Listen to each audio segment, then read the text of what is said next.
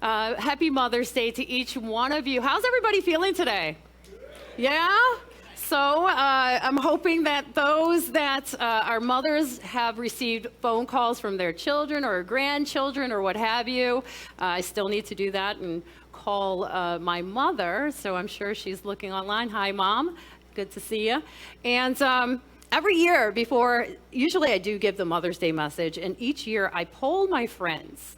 Each set of friends each year is different, but I wanted to know, I'm always wondering how their mothers, their growing up, their childhood was for them. And recently, my brother Andrew, he came to visit, and we had a good month-long conversation about our childhood while he was here. Funny thing, I always thought that my siblings and I had similar growing up, so we had similar experiences, and we didn't. I was surprised because he was talking about parents that I knew not of. I had no idea of all of the beautiful gifts he received. And our bedrooms were right across the hall, and he was living a different childhood experience than me.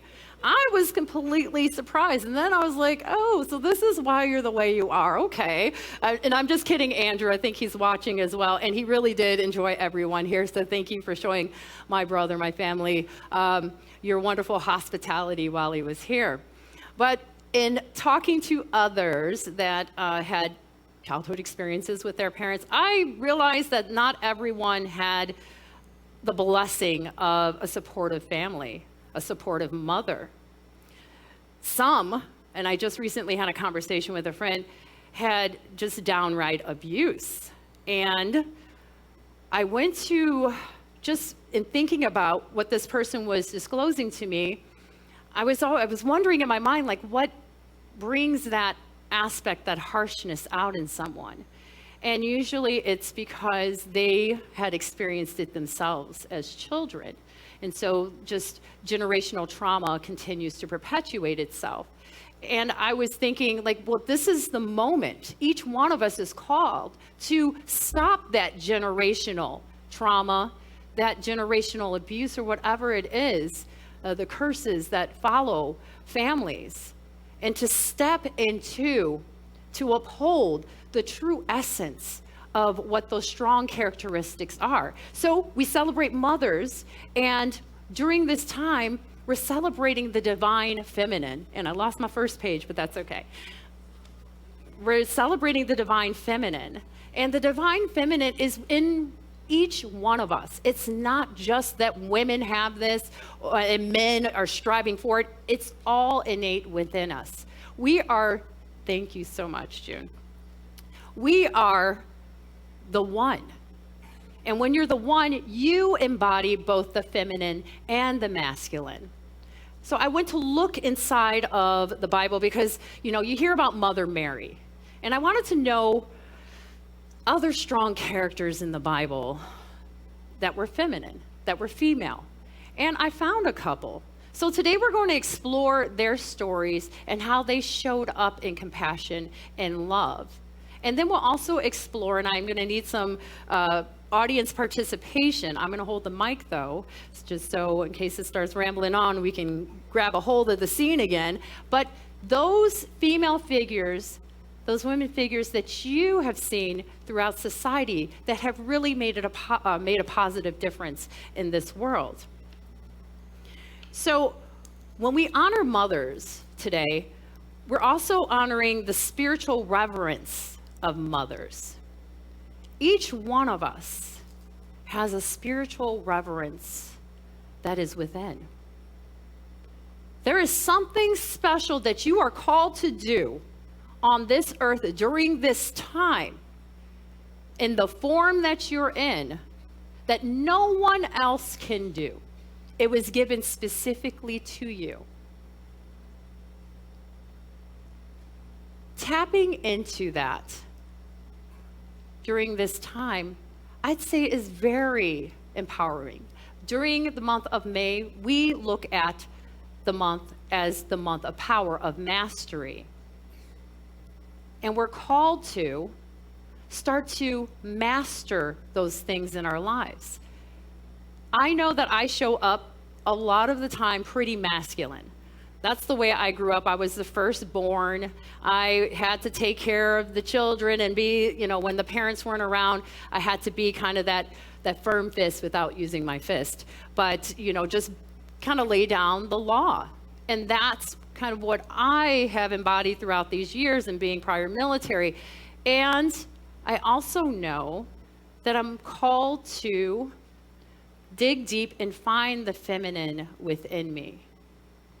Find those things that I have probably had to kind of put to the side or to just not look at too much because I was always called to show up in a strong role.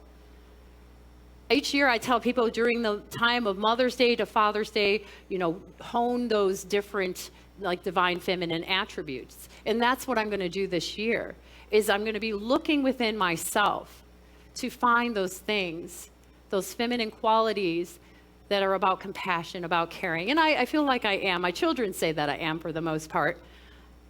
But I know that I could be even more. And when I was looking at the women in the Bible, I started a lot of what they were doing showed strength but compassion.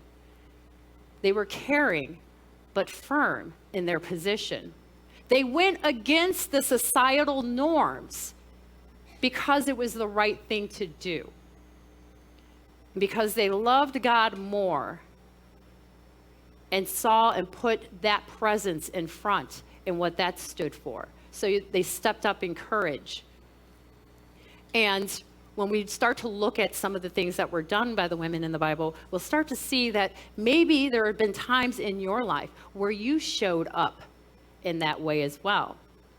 And since we are talking about the month of power, I'm not sure, but most of everyone knows that we usually wear a color of the month. This month, purple for power, and most of us are wearing purple. Sorry, Ralph, we forgot we were supposed to wear white today, but whatever. But it's about mastery, it's about dominion, and the disciple that best utilized that was Philip. And Philip actually, it actually means lover of horses. So, but horses are also about strength. And when we look at what Philip looks at, it's talking about the center where we find the power. It's in the center of the throat. What does this mean? This means that we have the power through the use of our spoken word to change all courses of things. Here at Unity, we don't believe just in what's physically in front of us. We believe in the metaphysical, the above the physical realm. What our eyes and our senses cannot see or touch or feel, we know that there is another realm that is in operation, the spiritual realm. And one of the spiritual powers is that power of the voice, of talking. You hear Zamar up here each Sunday. We're singing. We're using the power of our spoken word, the power of our voice to bring about, to evoke and invoke something within. And for the most part, I think it's pretty true that we are able to do that through the use of our harmonies, right, Ralph? Some of our harmonies. Sometimes I just step out and start singing my own stuff. But this is what the power of, I know, sorry. I'm usually the one that kind of goes off the track. But the power of our spoken word, when we look at mastery, when we look at this power during this month, and I'll get to how we ties into Mother's Day as well, it turns the formless into form. Have you ever spoken a word out there, used your word to create something in your life? Okay, we got one person that has. Well, very good. I mean, that's all it takes is one to demonstrate. It only took Jesus to demonstrate, and then he had a bunch of followers. And so we're being called to, during this time, to use the power of our spoken word, to be very firm but compassionate, as a mother can be, to use it, as I say, and what was told to me, to use the power of our spoken word to heal, to bless, and to prosper a situation, whether it be your situation, a friend's situation, the global situation. That we are called to use that vibration, that frequency, to send healing energy, to send that energy, the divine feminine of healing, out into the world. So next time, if there's a CNN report or NBC or MSNBC, whatever it is called, ABC, CBD, that you speak the vibrational frequency of love instead of what's being piped through the airwaves.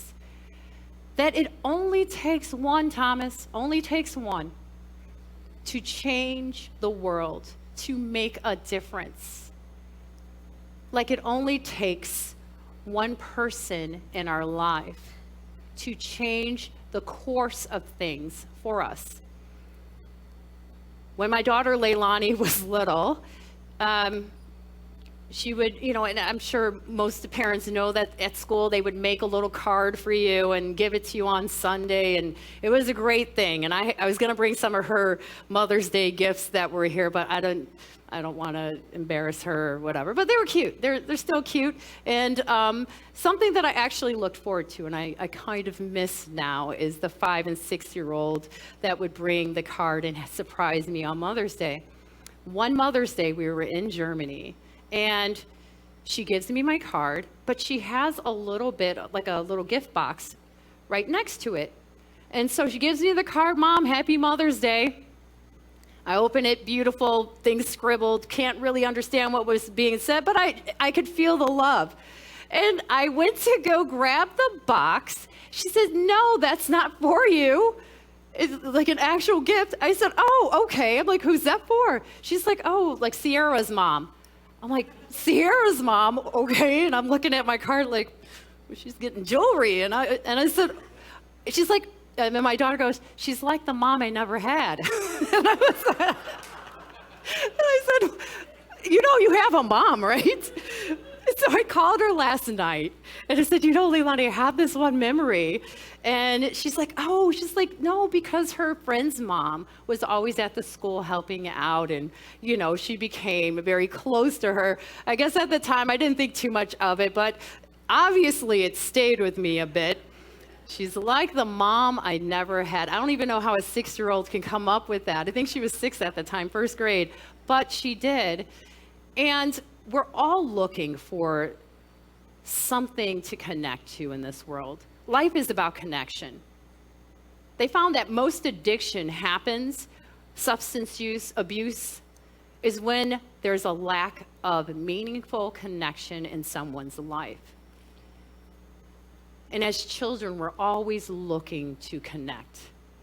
Our children are connecting to their teachers, to their schoolmates, to the neighborhood kids. As adults, we're connecting to our coworkers, to the people at the bank. I don't know, who else do adults connect with? But we connect with the people that resonate with us. And when we can touch the divine feminine within ourselves and start to show up as that loving presence, we start to connect even more. Have you ever had a person in your life that just was kind of standoffish? I mean, you couldn't really approach them with anything. They were either always right or they always had the last word to say. Anybody have one of those? It might even be your mother. I don't know. But it's hard to connect with someone that does not open themselves, their heart up. And oftentimes, they find themselves alone or people avoiding them.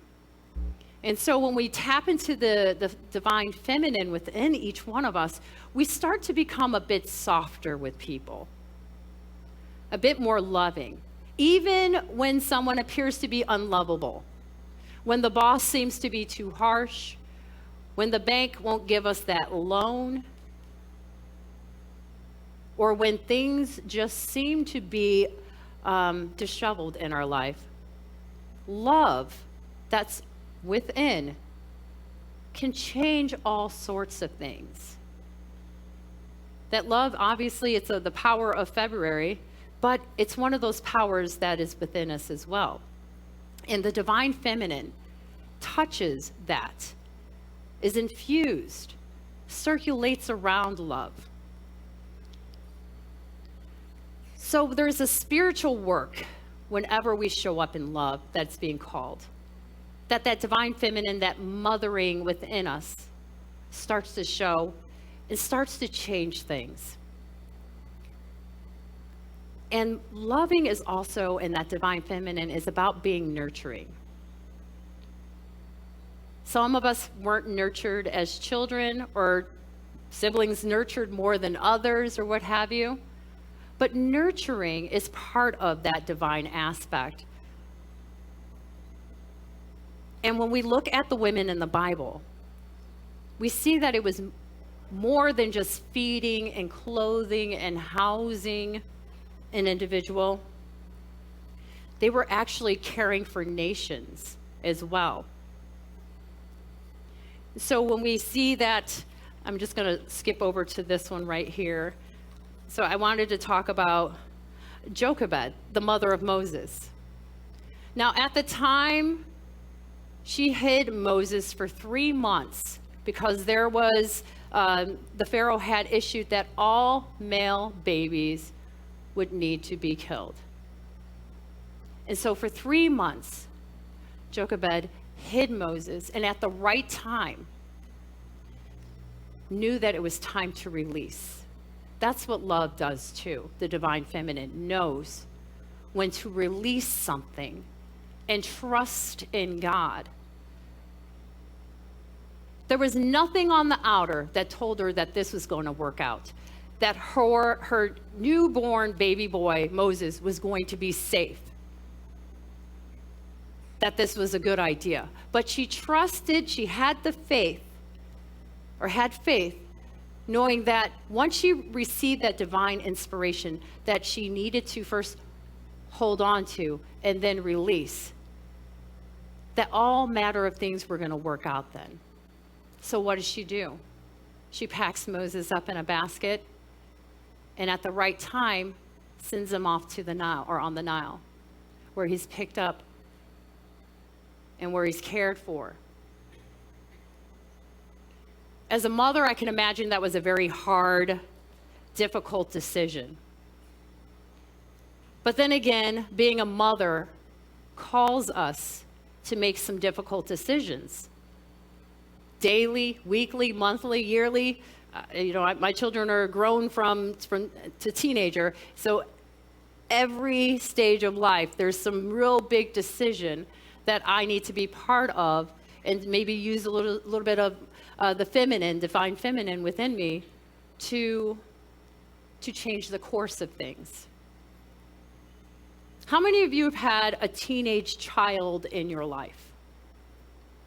Okay, quite a bit. I see parents grabbing onto their children at this point. Yes, teenage children will bring something out of you. And I have to say girls more than boys, but my mom would probably say boys more than girls. And I find that releasing and letting go was part of it. That I had to trust enough of what I did as a parent with my own kids to safely feel that when they go out into the world, that they were going to be able to either take care of themselves, and that first and foremost, that God has got them. It takes years to get that way, but I can imagine that Moses' mother, only having 3 months with her child, there has to be a strong faith and trust within to release at that point. I'm still finding it difficult to release my own children day to day with their own, with things that are happening, whether it's in college or in life or in school. But to have that within you, that's what children, because we love so much, let's say as mothers, and I'm not saying anything against fathers. On Father's Day, you're going to get your own sermon. It's going to be great, wonderful, gifts, the whole shebang. But today we're going to talk about mothers. As mothers, we're called to do those things, to release, to trust. And part of that divine feminine, of the compassion, even having compassion with ourselves as we go on living our day. Sometimes thinking about what's happening to our own children, as I'm sure Moses' mother did, wondering how that Nile ride went, not knowing until later that everything worked out, but just trusting in the moment. When we can trust, when we can release, when we can love, we're starting to exhibit that divine feminine within us. We're starting to show up more like that when we start to exhibit those things. That's when we know we've tapped into the feminine aspect of ourselves. How many of you run a corporation or a business, or have your own business, or higher level management, let's say? Quite a few. Would your employees say that you're a kind, generous, compassionate soul? Or would it be quite the opposite? Do they show up and want to work joyfully for your organization? Do they show up with smiles? Do they show up in love? Do they show up wanting to really bring about the mission? When you show up with that divine feminine, when that starts to become the center, when they can feel love, when they can feel appreciation, when they can feel that they're cared for, when they can feel comforted in a situation, you'll start to see that people will work harder, longer for you as well. And not that we do things to get something, but it's one of those things that when love starts to permeate an organization, productivity goes up, illnesses go down, and income starts streaming in. Anybody want to try it out? They can. And if you, even just saying thank you, even saying, wishing somebody a great day can change the course of how a day goes for an employee. Family members as well. I remember every single day my dad walking into the house and making sure that he greeted each one of his 4 children, and then asking us for us to walk on his back. But he did greet us. He acknowledged that we were there, maybe just for the back rubs, but we felt important in my dad's life. We felt important in my mom's life too, but when he showed up and showed a real interest in us children and wanted to know how our day went and listened with a compassionate ear, he was exhibiting those softer qualities that make life a little bit easier and helped us to open up more to my father. Now, there were times where he'd walk in and things were not good at all. He had to put a strong arm down, dishes weren't done, the lawn needed to be mowed, what have you. But that can also be a sign of the divine feminine as well, where there are boundaries, where a no means no, but it's compassionately put.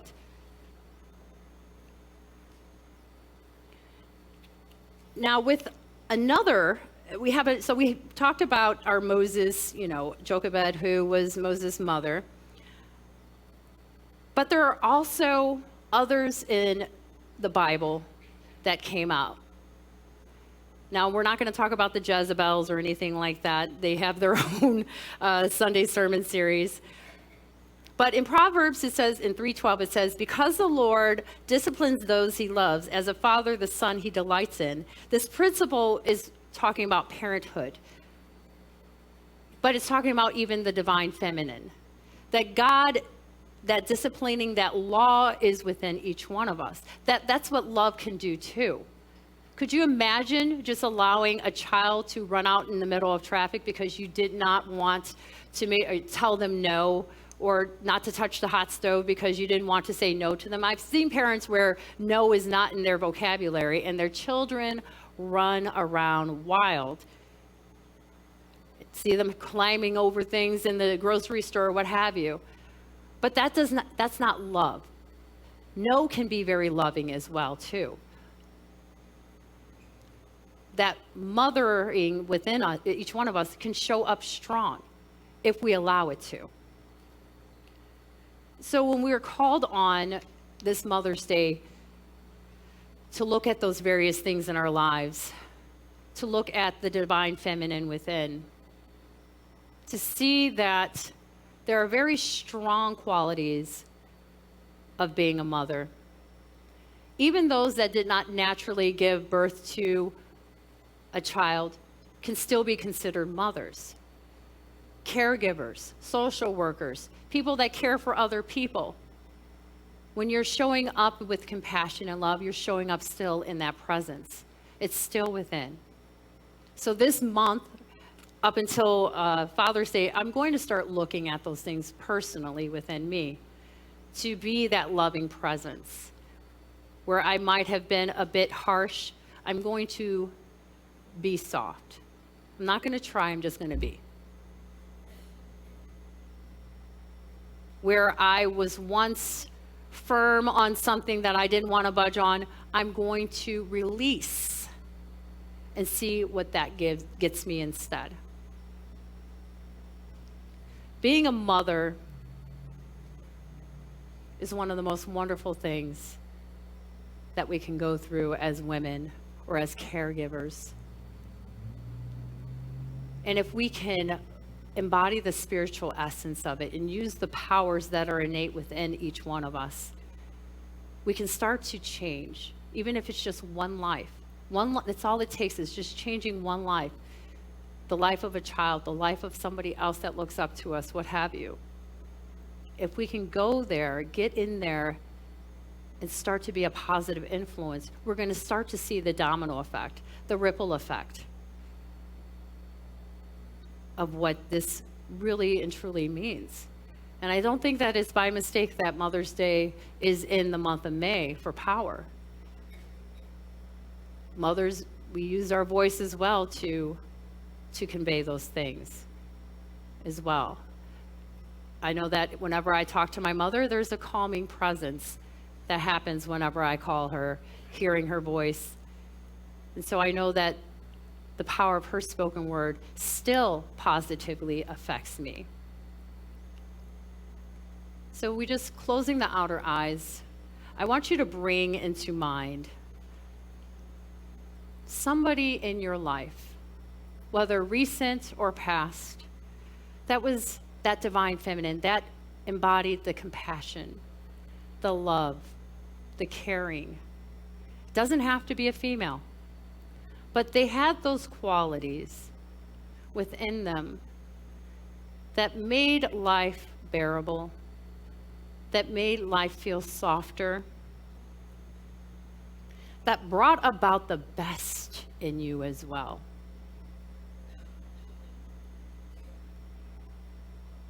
And moving into that, we're called to send them love, gratitude,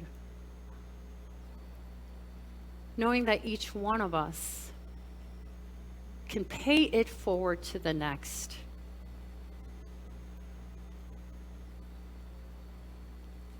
That mothering we received is one of the strongest, most positive things that one can have experienced in life. That all it takes is just being that one in this world. When everyone else shows up in fear, you can show up in strength. When everyone else grips on to the present, you can release it, knowing that God goes with it as well. Knowing that there is a power within you that can heal, that can prosper, that can bless, let us now take this time to dive in deep, discover that power, that compassion, that love, that presence within as we go into the silence.